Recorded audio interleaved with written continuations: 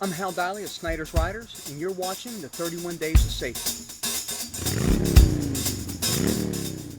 Today we're talking about something known as T-CLOCS. Now this was developed by the Motorcycle Safety Foundation and is a great way to prepare your bike for the road.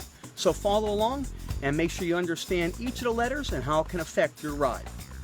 T stands for tires, and we want to make sure we check the tire pressure because we know the leading cause of a tire blowout is low tire pressure, as well as looking over the tread and the sidewalls for any telltale signs that the tire is getting bad. The C stands for cables, and we want to check the overall condition of the cables as well as the operation of the clutch and our brakes. Very important to also make sure you keep those cables lubricated.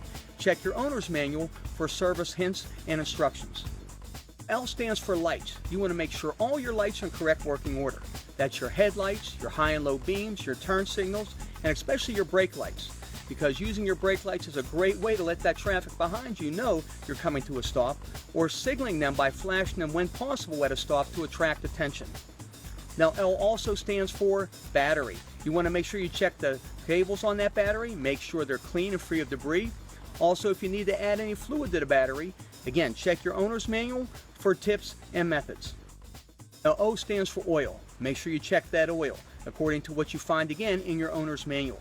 Usually that involves heating up the bike to operating temperature, shutting the bike off, letting the oil drain, and then checking it. Nothing worse than letting that bike run out of oil by your lack of awareness. The second C stands for chassis, and you want to make sure everything involved in your chassis is in working order. Make sure you check your shocks. Are they working properly? You may have to adjust the rear shock. Add a little extra if you're carrying a passenger or perhaps additional luggage as well. So again, make sure that C, check the chassis, everything should be in fine working order. The S in T-CLOCS stands for your side stand and your center stand. Make sure both of these are working order as well. Nothing again worse than getting out on a ride and going to put your bike on the side stand only to find out it's in dire need of repair. So once again, T-CLOCS through the Motorcycle Safety Foundation.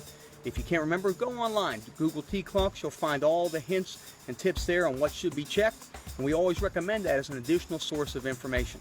Again, this is Hal Diley, and this is Snyder's Riders 31 Days of Safety.